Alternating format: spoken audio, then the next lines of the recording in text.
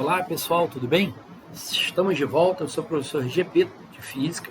Pessoal, hoje resolvi selecionar mais algumas questões aqui para gente fazer aquela revisão bacana para o concurso da EAN, da Escola de Aprendizes Marinheiro. Então vamos lá pessoal, vamos continuar a nossa revisão. Olha o que ele diz, observe a figura a seguir. Aqui eu tenho uma figura, né, em que eu tenho uma seta na direção horizontal, uma seta na direção vertical. Ele diz assim, o cartão acima, ele é visto por um observador através de uma lupa. A lupa é uma lente de aumento, né, pessoal? A lupa é uma lente de aumento. Né? Uma lente esférica biconvexa. Tranquilo? Olha o que ele diz. De vidro que se encontra no ar. Ou seja, as lentes convexas, quando imersas no ar, elas apresentam um comportamento convergente. De novo, as lentes convexas, quando imersas no ar, apresentam um comportamento óptico convergente. Lembrando, pessoal, que no estudo das lentes esféricas, predomina o fenômeno da refração da luz. Nos espelhos, predomina o fenômeno da reflexão da luz. O cartão, ele é colocado aproximadamente a 20 centímetros da lupa. E olha só que legal, a lupa tem 10 centímetros de distância focal. Olha só que bacana. A distância focal da lupa, 10 centímetros. Como esse cartão é colocado aproximadamente a 20 centímetros da lupa, ou seja, esse cartão ele foi colocado no ponto antiprincipal da lupa. Né? Por quê? Porque eu sei que o raio de curvatura da lente é o dobro da distância focal, 20 centímetros. Né? Então esse cartão ele foi colocado no ponto antiprincipal da lente. Beleza, vamos lembrar da construção geométrica das imagens. Bom, a gente aprende assim, à medida que eu vou afastando o objeto da lente, à medida que eu vou afastando, a imagem vai diminuindo de tamanho. À medida que eu vou afastando, a imagem vai diminuindo de tamanho. Quando o objeto é colocado no ponto antiprincipal, né, ou no raio de curvatura da lente, no ponto antiprincipal, a imagem é real, invertida e do mesmo tamanho. Só que aqui, cuidado, pessoal, cuidado. Porque a imagem, né, você vai falar, pô, mas eu tenho dois eixos, o X e o Y. A imagem ela vai ter que ser invertida, cuidado. Tanto no eixo Y, quanto no eixo X. Né? Por quê? A imagem é real, invertida e do mesmo tamanho. Porque o objeto foi colocado a uma certa distância da lupa. Mas cuidado, ela vai ser invertida na direção vertical e na direção horizontal. Faz o experimento em casa utilizando um copo com água. Observe, a imagem vai ter que ser invertida tanto na direção vertical quanto na direção horizontal. Isso, pessoal, ocorre em que desenho? Ó, ela vai ter que ser invertida aqui, ó, e aqui, né? Na vertical, no eixo Y e no eixo X, né? Então, qual seria a letra? Ó, na vertical e na horizontal, viu? A opção correta na prova de EAN seria a letra C. Viu, pessoal, que bacana? Que questão bacana na prova de EAN. Por quê? Porque o objeto é colocado a uma certa distância da lente. Aí você vai falar assim, poxa, mas como é que eu sei que a imagem vai ter o mesmo tamanho do objeto? Né? Como é que a gente sabe que a imagem vai ter o mesmo tamanho? Fica fácil provar. Fica fácil provar. Por quê? Porque ele diz para mim que a distância focal da lente é 10 centímetros. Né? 10 centímetros. E o objeto ele é colocado a uma distância de 20 centímetros da lente. Né? Ele é colocado a distância de 20 centímetros. Fica fácil a gente demonstrar que o tamanho da imagem é igual ao tamanho do objeto. Vê? Usando a equação auxiliar no estudo das lentes. Eu tenho que a ampliação linear da lente, A é F, sobre F menos P. Não? Mas o que eu tenho que lembrar na hora da prova? Quem é a ampliação linear? É a relação entre o tamanho da imagem e o tamanho do objeto. Não? A distância focal da lente, 10. Distância focal da lente, 10. Distância do objeto à lente, 20. P, né? O P é a distância do objeto à lente. Legal. Então, o I vai ficar 10 dividido por menos 10. Né? I sobre O vai ficar menos 1, ou seja, o I é menos O. O que significa isso? Ué, o tamanho da imagem pode ser negativa? Não. Pessoal, esse I negativo significa dizer que a imagem é invertida em relação ao objeto. Né? Aqui, ó. A imagem tem que ser invertida em relação ao objeto. Então, eu já eliminava A, né? Esse objeto que é colocado verticalmente, a imagem dele vai se formar invertida. Já elimino A, já elimino B, já elimino E. Né? Porque a imagem tem que ser invertida. Aí você vai falar, mas não poderia ser a D? Tá legal, na D a imagem está invertida em relação ao eixo Y. Mas em relação ao eixo X, a imagem também é invertida. Né? A imagem ela é real, invertida e do mesmo tamanho. Tá legal? Beleza, usando a equação auxiliar, a gente consegue provar isso. Bom, outra questão bacana, né, pessoal? Falando de troca de calor. Cuidado. Cuidado que pode aparecer uma questão de trocas de calor na prova de ano. Fique atento. Misturando-se 1,5 kg de água a 85 graus com 3 kg de água a 10 graus, obtém-se, se misturar 1,5 kg com 3 kg, né? Óbvio que você vai obter 4,5 kg de água. Né? Aí ele pergunta, qual é a temperatura em graus Celsius dessa mistura? Ou seja, uma questão de equilíbrio térmico. Né? Princípio das trocas de calor. Quando você mistura dentro, vamos supor que ele misturou dentro de um recipiente de capacidade térmica desprezível, ou seja, um recipiente que não troca calor entre os integrantes do sistema e o meio ambiente. Tá legal? Não troca calor. De novo, vamos supor, por hipótese, que ele misturou 1,5 kg de água, 85 graus, com 3 kg de água, 10 graus. A massa líquida que está a temperatura mais alta, ela vai ser a líquida que está a temperatura mais baixa, até que eles atingem o equilíbrio térmico. Né?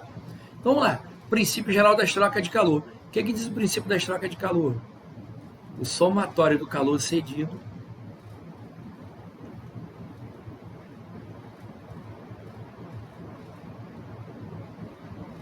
mais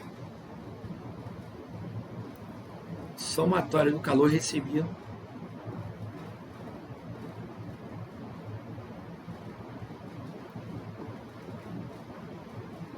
tem que ser igual a zero, né? Então, vamos lá, quem cede calor? Quando a substância cede calor, sua temperatura diminui. Então, a gente vai fazer assim, ó, massa, vou chamar a substância 1 de massa M1. Vamos supor que a massa da substância é 1 M1. Calor específico, calor cedido. Quando a substância cede calor, sua temperatura diminui. Variação da temperatura vai ser a temperatura final de equilíbrio menos a inicial. Né? Substância 2, recebeu o calor. Massa da substância 2, quantidade de calor recebida. Massa, calor específico. Substância recebe calor, sua temperatura aumenta. Variação da temperatura final menos a inicial.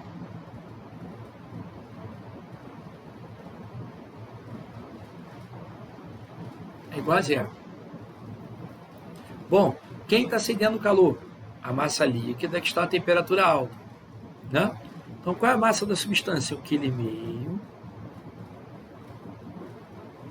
O calor específico eu já posso cortar, divido tudo por 6, porque é água e água. Vai ficar a temperatura de equilíbrio menos a temperatura inicial da substância 1, 85.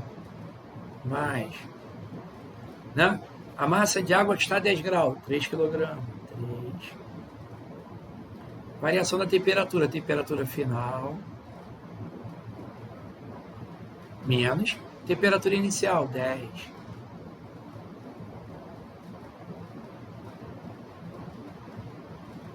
Tudo isso é igual a zero. Né? Beleza? Pessoal, posso dividir tudo por 1,5. 1,5 por 1,5 dá 1. 3 por 1,5 dá 2. 0 por 1,5 dá 0, né? Então aqui vai ficar a temperatura de equilíbrio, menos 85, mais, aqui ó, 3 por 1,5 dá 2, 2 θ, menos 20.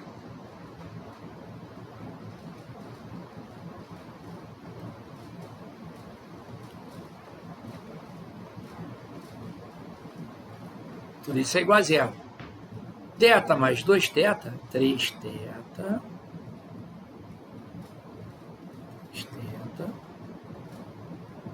é igual a menos 85 menos 20, menos 105. Passa para o segundo membro. 105, né? Isso. 85 mais 20, 105. Né? 3 kg de água a 10 graus, está certinho.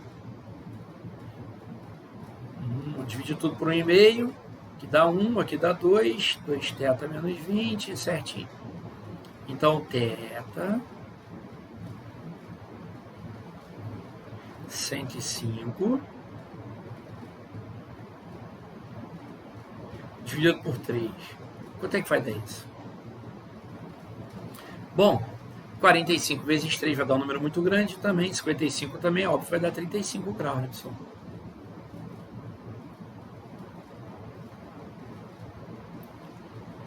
É óbvio que vai dar 35 graus, né?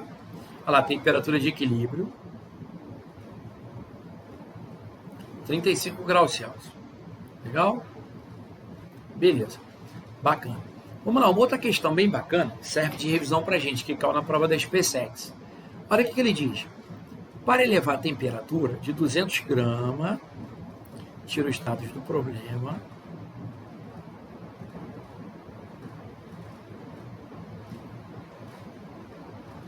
massa 200 gramas,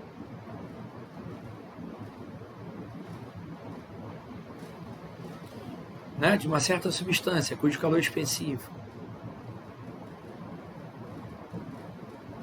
é 0,6 caloria por grau Celsius. Ele quer levar a temperatura de 20 graus até 50 graus. Ou seja, a temperatura vai aumentar de 30 graus.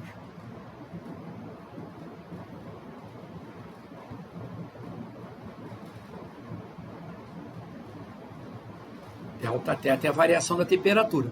Então ele está me perguntando qual é a quantidade de energia ou qual é a quantidade de calor que eu tenho que fornecer para essa substância para aumentar a sua temperatura de 30 graus.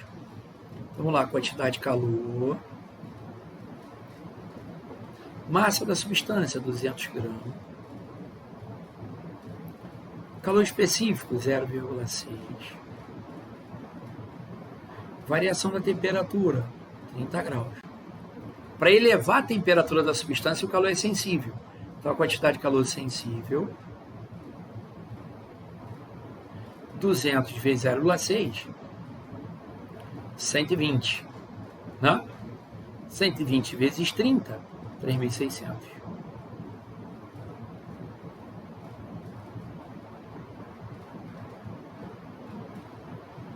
Então, a quantidade de calor, 3.600 calorias.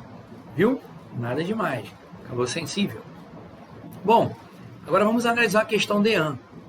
Olha o que ele diz. Numa corda esticada,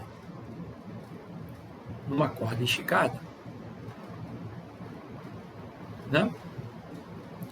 Propaga-se uma onda de comprimento de onda 1, 30 centímetros. Né? Comprimento de onda, 30 centímetros. Ah, aqui na verdade é lambda 1. É lambda, tá, pessoal? Lambda, foi mal, pessoal, errei aqui. Lambda 30 centímetros. Com a velocidade de 6 centímetros por segundo. Qual é a frequência de oscilação dessa corda?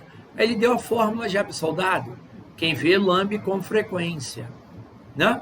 Aí você vai falar, pô, Gepeto, mas a velocidade está em centímetros por segundo. Legal, mas o comprimento de onda também está em centímetro. Dado. Quem vê lambe com frequência. Então tem que ver lambda vezes F. Pô, bacana. Olha lá, pessoal. Quanto é que vale a velocidade da onda?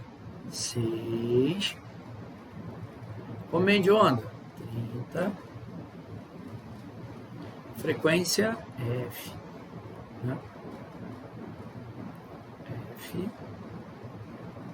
6 dividido por 30.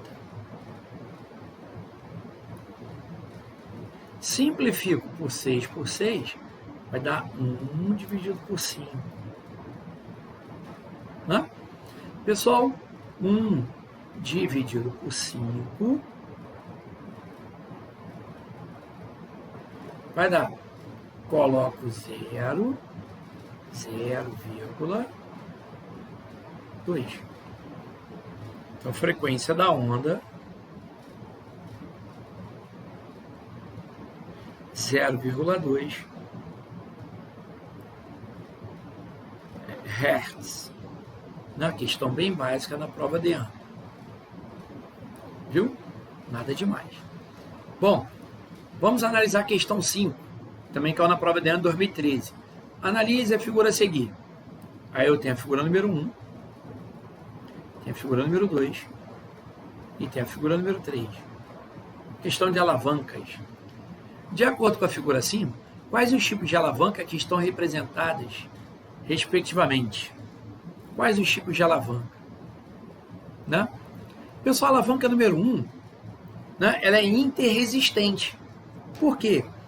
A resistência, o peso que eu quero transportar, está entre, aqui está a resistência, o peso que eu quero transportar, está entre a força potente que o homem aplica aqui, ó, está entre a força potente e o ponto fixo. Olha lá. Beleza? Ou seja, a resistência, que é o peso, está entre a força potente e o ponto fixo. A 1 é interresistente. A pinça é interpotente. Ou seja, ele aplica a força aqui, ó. Aqui, onde eu estou desenhando, entre o ponto fixo e a resistência, que eu quero que é o que ele quer equilibrar ou deslocar. Ou seja, a força potente, ela é aplicada entre o ponto fixo e a resistência. Ela é interpotente. A força potente está entre interpotente. E a número 3, aqui, ó, a alavanca número 3, ela é interfixa. Aqui, o ponto fixo está entre a força potente e a resistência, que é o peso que eu quero equilibrar ou deslocar. Interfixa. Então, eu tenho interresistente, interpotente, interresistente, interpotente, interfixa. Letra E. Viu? Alavancas. Outra questão bem bacana que caiu na prova de ano 2013. Em relação às qualidades fisiológicas do som, cai muita questão de ondas e acústica, né, Ana? Depois de fazer um exercício de gases, termodinâmica, tá, pessoal? Também cai. Em relação às qualidades fisiológicas do som, analise e energia elétrica, segunda lei de Ohm, tudo isso. Em relação às qualidades fisiológicas do som, analise as afirmativas abaixo. A altura de um som é a propriedade que permite distinguir som agudo e grave, verdadeiro. A altura está relacionada com a frequência, nos permite diferenciar som agudo de som grave. A intensidade de um som é a propriedade que permite distinguir se o som está muito alto ou muito baixo. Não. A intensidade está relacionada com a amplitude do som, né? A intensidade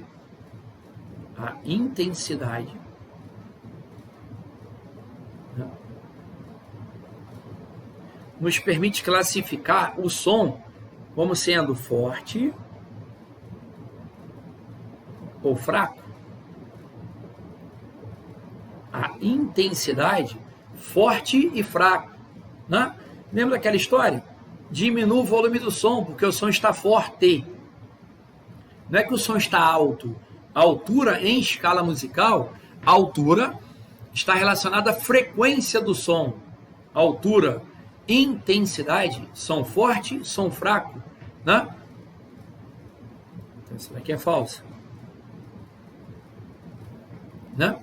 O timbre é a propriedade do som que permite distinguir as fontes sonoras que emitem sons de mesma frequência, mesma intensidade. Ó, sons de mesma frequência e mesma intensidade, emitido por fontes diferentes, né? O que diferencia o som de um instrumento do outro é o timbre do instrumento. Timbre, instrumentos musicais diferentes. Ó, timbre é a propriedade do som que permite distinguir as fontes sonoras que emitem sons de mesma frequência e intensidade. Timbre permite distinguir as fontes, se o som foi emitido por um violino, por um violão, um piano, um, sei lá, um violão, né? Olha lá. Apenas 1 e 3 são verdadeiras, né? 1 e 3 são verdadeiras. Bom, agora vamos ver a questão do colégio naval. Bem legal. Com relação aos conceitos físicos, assinale a opção incorreta. O pessoal fica atento na prova. Ele quer a opção errada, incorreta. Quando o chuveiro elétrico, considerado ômico, ou seja, chuveiro elétrico de resistência elétrica constante, resistor ômico, a resistência se mantém constante. A resistência elétrica do condutor não depende da DDP, diferença de potência aplicada nos terminais do condutor, e nem da corrente que o atravessa. Quando o chuveiro elétrico, considerado ômico, tem a sua resistência diminuída, ocorre um aumento da temperatura da água por efeito de Joule? Verdadeiro. Por quê? Potência do chuveiro, a potência dissipada. O que é a potência? É a rapidez de transformação de energia. No chuveiro elétrico, é uma transformação de energia elétrica em calor. Energia elétrica e energia térmica, efeito Joule. O que acontece? Potência, tensão ao quadrado, dividido pela resistência, né? Beleza. Se você diminuir a resistência do chuveiro, se você trocar um resistor, se você trocar o resistor do chuveiro por um outro de resistência baixa, ó, potência, U ao quadrado sobre R. Se R diminui, a resistência diminui, potência aumenta.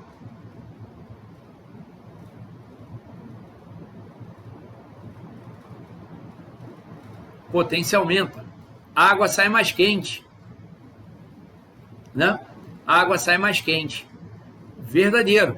Quando o chuveiro considerado ômico tem a sua resistência diminuída, ocorre um aumento da temperatura da água. Verdadeiro. Sim, se diminui a resistência do chuveiro, a água sai mais quente. Legal? Dois corpos de mesmo material recebem a mesma quantidade de calor de uma fonte térmica. Eles são feitos de mesmo material, ou seja, eles têm mesmo calor específico. Vamos supor que são dois corpos A e B, constituídos do mesmo material, mesmo calor específico.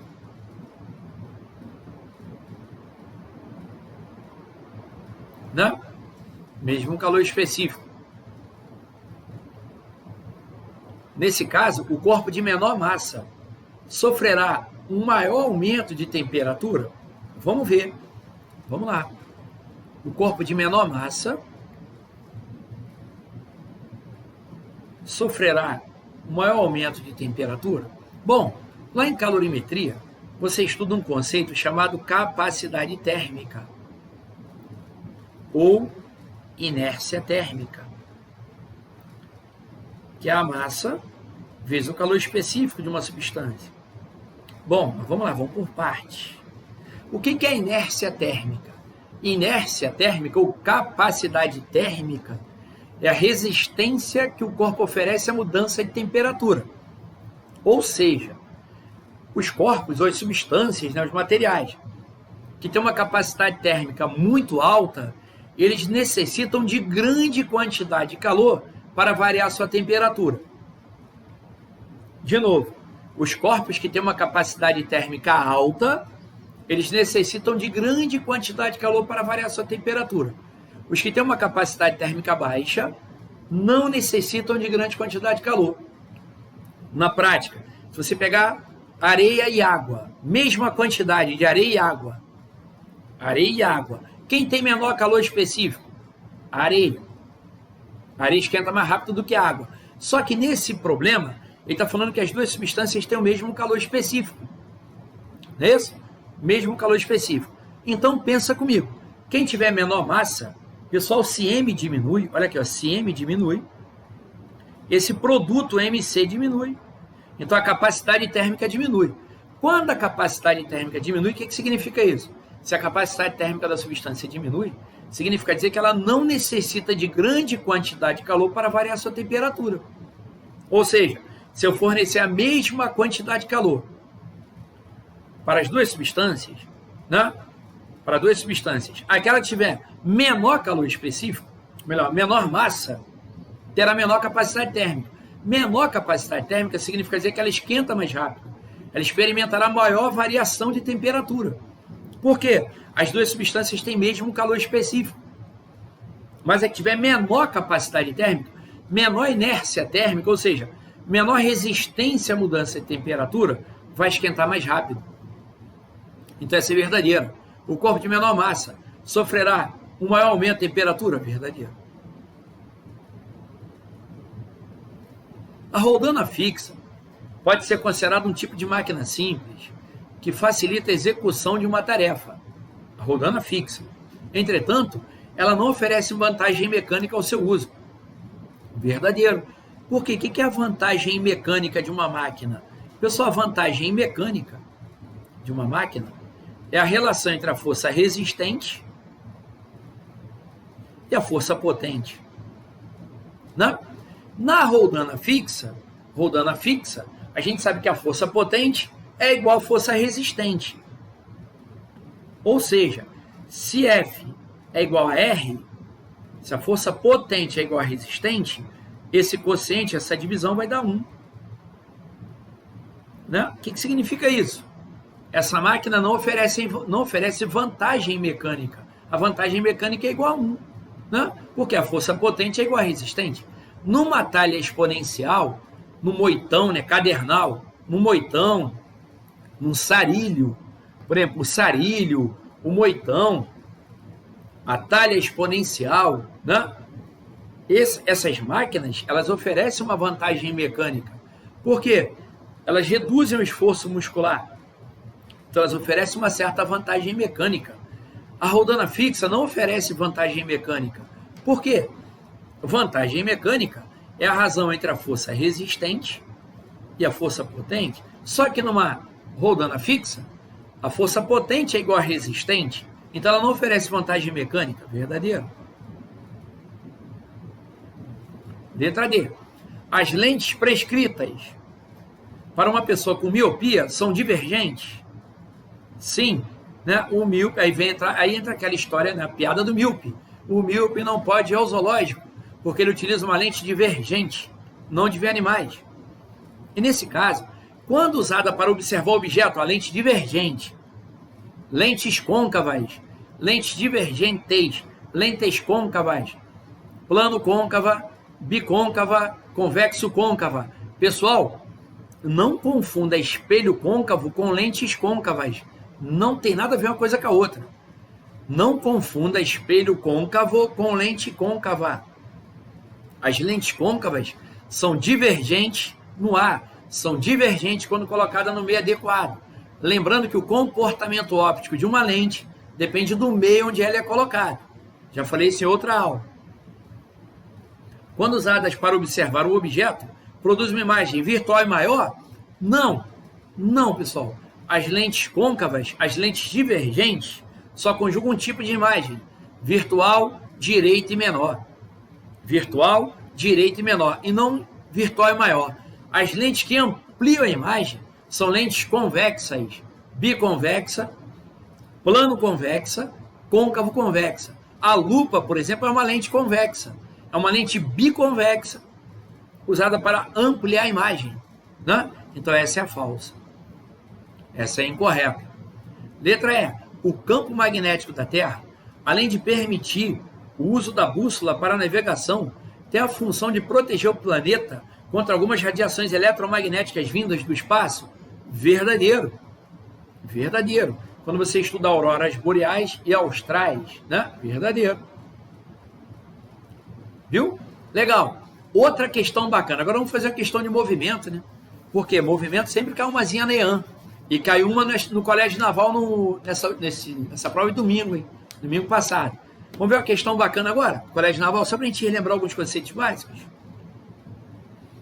Olha o que ele diz. Observe os dados da tabela e calcule o valor da aceleração média. Pô, nada demais. Em metro por segundo, no intervalo de tempo de 0 a 4 segundos. Ó, no instante 0, a velocidade do carro vale 0. No instante 4, a velocidade vale 30. Ou seja, a velocidade do carro variou com o tempo. Ele quer saber qual é a aceleração média do carro. Aceleração média é a grandeza que mede a rapidez com que a velocidade varia com o passar do tempo. Ou seja, a aceleração média do carro. A velocidade do carro variou de 0 a 30. Variou de 30 metros por segundo em 4 segundos. Legal. Então, qual é a aceleração média do carro? 30 por 4. 7,5 metros por segundo ao quadrado. Letra A. Viu? Nada demais. Né? A aceleração é a grandeza que mede a rapidez com que a velocidade varia com o passar do tempo. Vamos ver outro caso. Uma questão bem bacana, hein? É muito comum o aluno encontrar dificuldade em gráfico, hein? Vamos lá. Fazer a questão de gráfico para a gente treinar? Vamos lá, questão de move.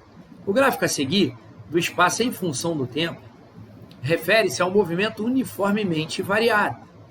Determine a velocidade do móvel no instante t igual a 0 e a aceleração escalar do móvel. Pessoal, primeiro vamos interpretar o gráfico. O gráfico está me mostrando que no instante 0, o carro está em que posição? 5 metros, fazendo uma trajetória aqui pequenininha, tá?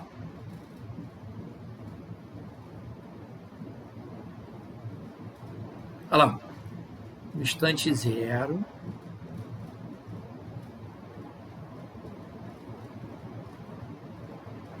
não, o carro está na posição 5. No instante 2, olha para o desenho, no instante 2, o carro está na posição 9.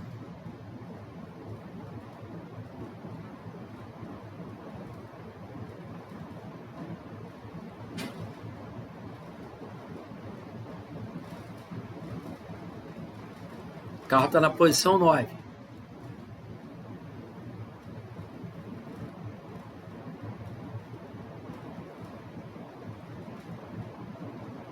Beleza, mas olha só que legal. O movimento é uniformemente variado, porque o gráfico é uma parábola, né? Porque eu sei que lá no Move, a equação horária do espaço, em função do tempo, é uma equação do segundo grau. Né? A equação que me permite calcular o espaço que a partícula ocupa na trajetória com o passar do tempo, uma equação do segundo grau, portanto a representação gráfica é uma parábola.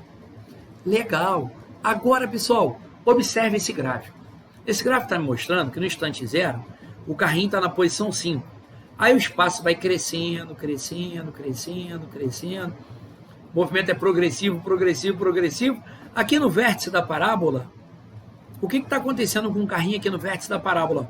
Nesse instante, a partir do instante 2 segundos, o movimento passa a ser retrógrado, retrógrado, retrógrado, retrógrado, retrógrado. Ou seja, o espaço vai decrescendo. O que significa isso? Agora tu vai raciocinar assim na hora da prova de EAN. O carro estava se movendo num determinado sentido, aí ele parou e começou a se movimentar em sentido contrário. Ah, legal. Então, nesse instante aqui, 2 segundos, nesse instante, a velocidade do carro vale 0. É 0. Por quê? O movimento do carro é progressivo, progressivo, progressivo, progressivo, progressivo, progressivo, progressivo, progressivo, até o instante 2. No instante 2 ele para e volta. Ou seja, aqui ele para. Não, aqui ele para. Ah, e qual é a velocidade inicial dele? V0, não sei. Poxa, Pedro, como é que eu vou descobrir a velocidade inicial dele? Simples. Lembra da questão do Colégio Naval de domingo? Pessoal, o movimento não é variado? Aqui que tu vai pensar na hora da prova. Ah, mas eu aprendi que no Move, a velocidade média Em 2 instantes do movimento, entre os instantes 0 e 2, é a média aritmética das velocidades. V0 mais V sobre 2. E que legal! Realmente, beleza. Mas o que isso tem a ver com a velocidade média? Tem tudo a ver. Pessoal, velocidade média é ΔS sobre ΔT. Quem é o ΔS? O carro estava na posição 5, foi até a posição 9. Então o carro se deslocou 4 metros. Em quanto tempo? 2 segundos. V0 mais V, aqui ó, no instante 2 a velocidade dele vale 0. Sobre 2. Então quanto é que vai dar o V0? 4 metros por segundo.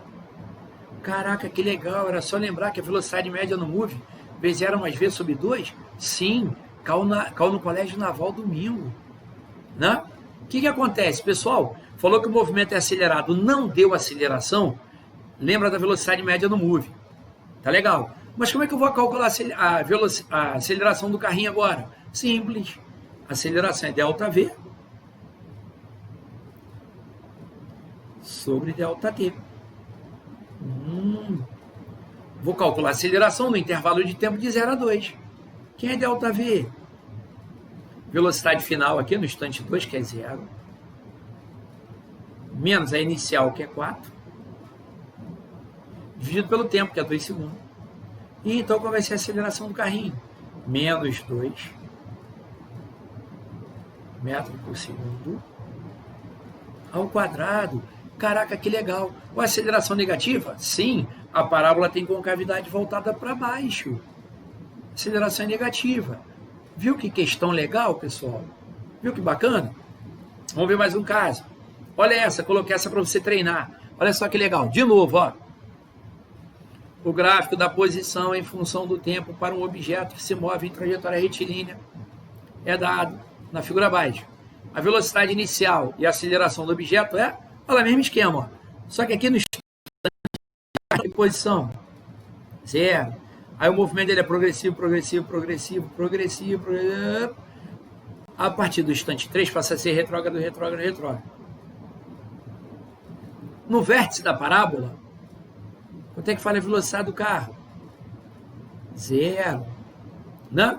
Aqui ele para e começa a voltar. Ah, legal. Mesmo esquema. Como é que eu vou descobrir a velocidade dele no instante 0? Velocidade inicial. Velocidade média no MOVE. Não esqueça disso na prova. No MOVE, movimento em que a aceleração é constante. V0 mais V sobre 2. Tá legal. Mas quem é a velocidade média? Distância percorrida. Qual foi a distância que o carrinho percorreu? 9 metros. Em quanto tempo? 3 segundos. V0, que eu quero, mais V. Quem vê a velocidade no instante 3? Sobre 2. Né? 9 por 3, 3. 2 vezes 3, 6. Então, V0 é 6.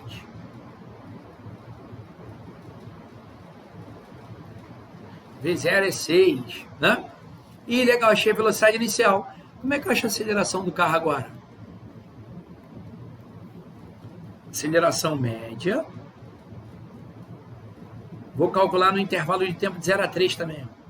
Vai ficar velocidade final menos a inicial. Final, 0. Menos a inicial, 6. Dividido pelo tempo, 3 segundos. Que vai dar menos 2 metros por segundo ao quadrado. Mas ele quer em módulo. Ah, qual é a velocidade inicial do carro? 6. Aceleração, 2. Viu que legal, pessoal? O gráfico espaço-tempo é uma parábola, então o movimento é uniformemente variado. Poxa, que bacana, pessoal. Que bacana, né? Aí, pessoal, para finalizar, vamos fazer uma DEAN aqui rapidinho, depois eu volto fazendo outros exercícios. Sabendo que a gravidade é 10 metros por segundo ao quadrado, qual é o valor de energia potencial gravitacional de uma pessoa de 80 kg ao subir do solo até uma altura de 20 metros? Poxa, pessoal, ele já te deu a formulinha. Dado. Energia potencial é mGh. Olha lá, viu? De quanto varia a energia potencial dessa pessoa, melhor dizendo, né? De quanto ela varia. Ela está subindo, sua energia potencial vai variar. mGh. Qual é a massa da pessoa? 80. Gravidade, 10. Altura, 20. Então, qual vai ser a variação da energia potencial gravitacional? 8 vezes 2, 16. 1, 2, 3 zeros. 16 mil joule. Viu? Letra E. Cuidado, pessoal. Olha E. Viu? A energia potencial dele variou. A energia potencial gravitacional é uma função de ponto. Pode ser positiva, negativa ou nula. É uma grandeza escalar. Né? Olha lá, mais uma rapidinho. Assinale a opção que apresenta o princípio da ciência que explica o funcionamento do sifão, né? Sifão. O cara pega lá, coloca a mangueira transparente dentro da piscina, né? Aquelas piscinas de plástico, puxa o ar, ele puxa o ar, que está contido no canudo, ele puxa o ar. Quando ele puxa o ar, né? A pressão atmosférica é muito grande na água, joga a água para fora, a água fica jorrando o tempo todo. Não tem nada a ver com a lei de Pascal. A lei de Pascal diz que quando você produz um aumento de pressão num ponto de um fluido em equilíbrio, a pressão é transmitida para todos os pontos do fluido, bem como as paredes do recipiente que o contém. Não tem nada a ver com o princípio de Pascal. A lei da inércia diz que um corpo em equilíbrio tende a ficar em equilíbrio, né? Ou seja, um corpo em movimento tende a ficar em movimento, um corpo em repouso tende a ficar em repouso. O que diz a lei da inércia? Se a resultante das forças que atuam no corpo é zero, for zero, a sua velocidade vetorial se mantém constante. Tem nada a ver com o princípio de funcionamento do sifão. Lei de Arquimedes é empuxo, saiu do edital. Lei de Arquimedes não está no edital DEAN. Pegou uma questão, falando de lei de Arquimedes, pode eliminar. Não está no edital deste ano. Não cai mais lei de Arquimedes. Cuidado. Lei de Arquimedes é empuxo, que diz que o empuxo, né, que o fluido aplica num corpo sólido nele mergulhado, é numericamente igual ao peso do fluido desalojado pela parte submersa do sólido. Isso não cai mais, não está neste ano. Ação e reação, não. Terceira lei de Newton, diz que a toda ação tem uma reação igual e contrária. Quando o jogador de futebol aplica uma força na bola, se ele pegar de mau jeito na bola, ele vai machucar os pés, né? Machucar os pés. Por quê? A força que ele aplica na bola, a bola aplica nos pés dele. Não tem nada a ver com o princípio de funcionamento da pressão atmosférica. São os vasos comunicantes, né? Sistema de vasos comunicantes. Só detalhe, cuidado com questão teórica NEAN, hein?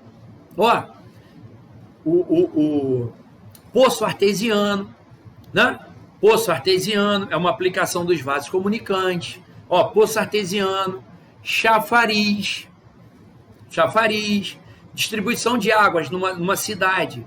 Tem tudo a ver com o princípio dos vasos comunicantes, né? E com as equações de Bernoulli, né? Mas Bernoulli não vai cair para vocês, tá legal? Então, cuidado. Ó, vou repetir. Poço artesiano, chafariz, distribuição de águas, tudo aplicação do sistema de vasos comunicantes. Tá legal? Cuidado na sua prova, né? Bom, pessoal, depois eu volto fazendo as outras questões, tá legal? Para o nosso vídeo não ficar muito longo.